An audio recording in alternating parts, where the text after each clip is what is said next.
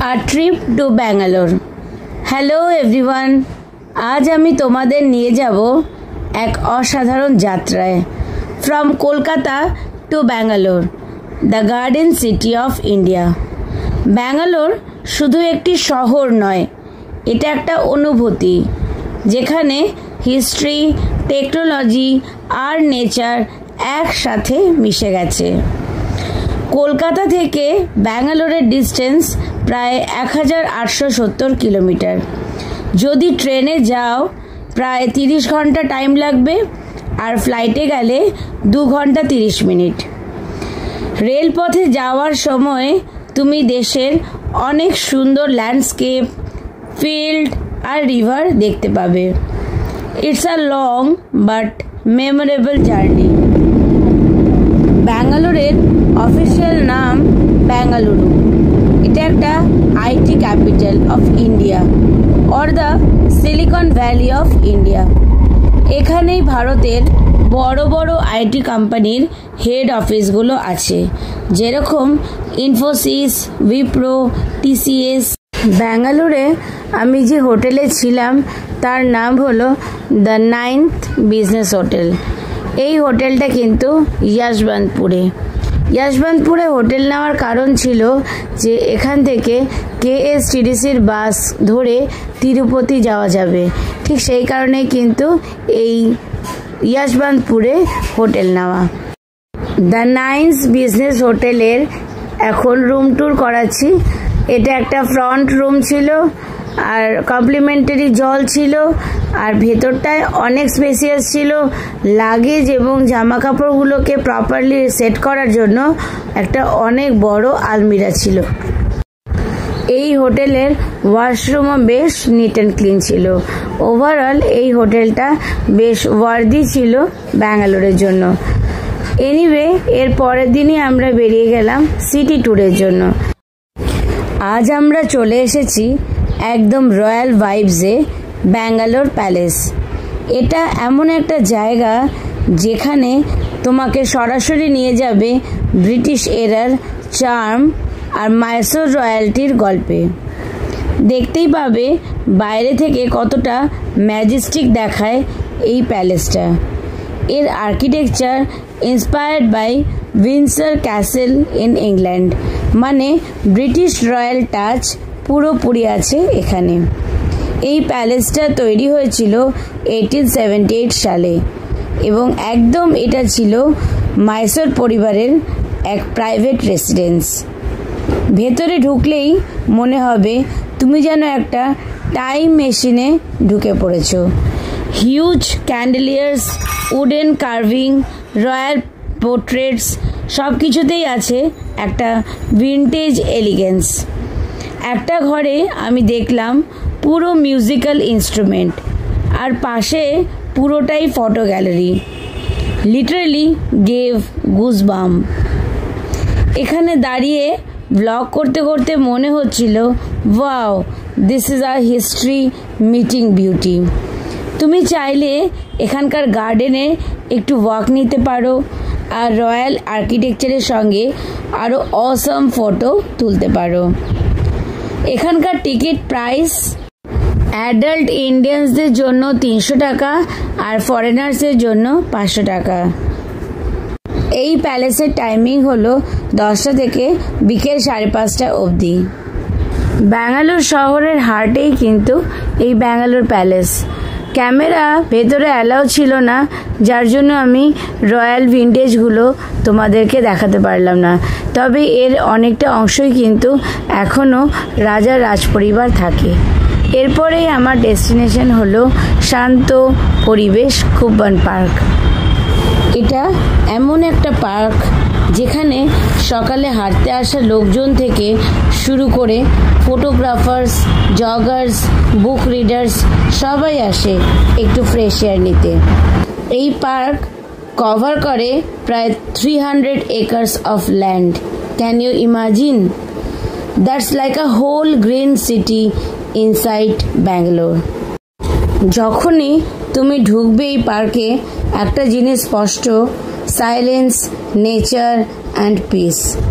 There are long walking paths lined with massive trees, eucalyptus, ficus, bamboo, gulmohar, and the whole area smells of wet earth and leaves.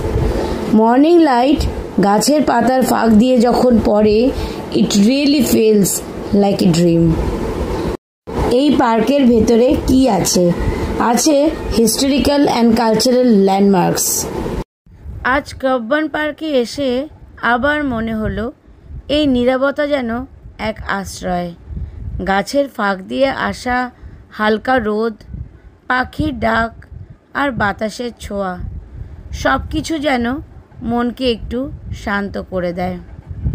কিন্তু এই নির্জনতার মাঝেই এক প্রশ্ন মাথায় ঘুরতে থাকে, কিসের জন্য এত ঘোরা, এত খোঁজা? শান্তি কি বাইরে কোথাও আছে, নাকি সত্যি সেটা নিজের মধ্যেই লুকিয়ে থাকে? আমরা সবাই কোনো না কোনো সমস্যার মধ্যে দিয়ে যাই। কেউ কাউকে বলে ফেলি, কেউ চুপ করে বয়ে বেড়াই।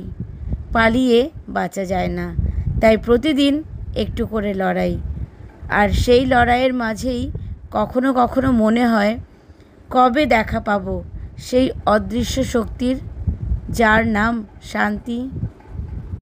হয়তো উত্তরটা এখানেই, কাব্বান পার্কের গাছের ছায়ায়। নিজের ভেতরের কথাগুলো শোনার মধ্যেই শান্তি লুকিয়ে আছে।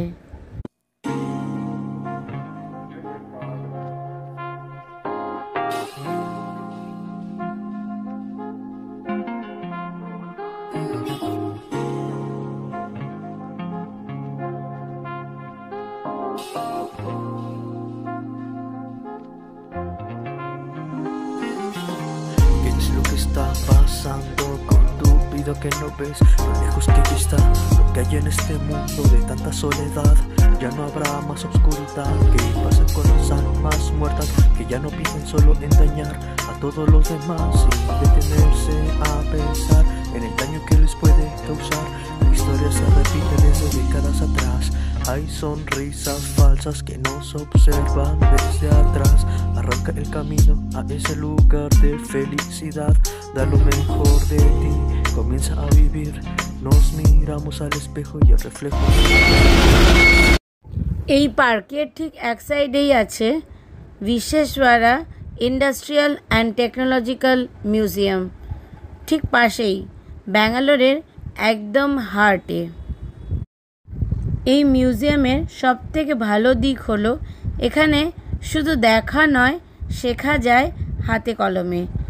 প্রায় 7টা বড় বড় গ্যালারি আছে এর মধ্যে, প্রতিটাই আলাদা থিমে সাজানো। তুমি যদি ইসরো আর স্পেস সায়েন্সের ভালোবাসো, this section is pure heaven for you. সব কিছু নিজেই ট্রাই করতে পারবে, যেন সায়েন্সের সাথে এখানে খেলা শেখানো হয়।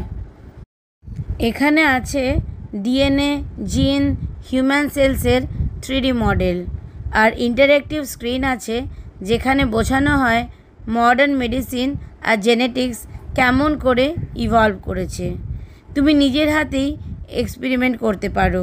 সুইচ অন করলে লাইটস গ্লো করে, সার্কিট কমপ্লিট হয়, মোটর স্পিন করে, একদম হ্যান্ড অন সায়েন্স।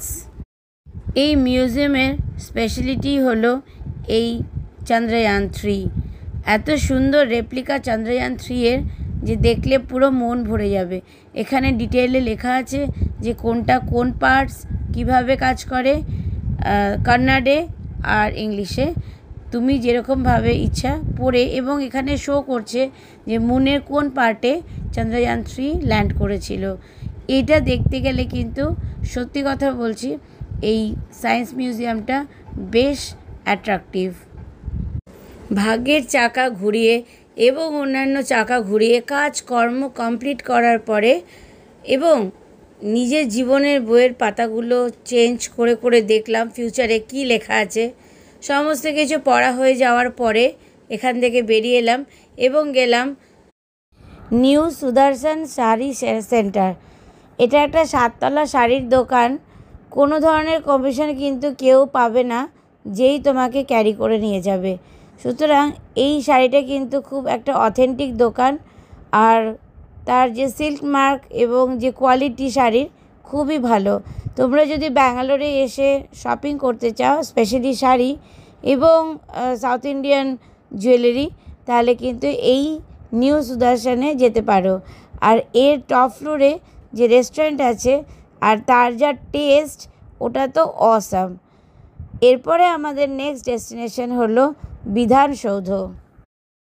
কাব্বান পার্কের পাশেই এই বিল্ডিংটি হোয়াইট গ্রানাইট দিয়ে তৈরি। আর এটাই হলো বিধানসৌধ, যা কিনা দ্রাবিড়িয়ান, রাজস্থানী, চোলা আর্কিটেকচারদের ব্লেন্ড। দেখে মনে হয় যেন একটা রাজপ্রাসাদ, কিন্তু ভেতরে রয়েছে পলিটিক্যাল অ্যাসেম্বলি। সাধারণ মানুষ ভেতরে ঢুকতে পারে না আর বাইরে থেকেই এর সৌন্দর্য উপভোগ করে।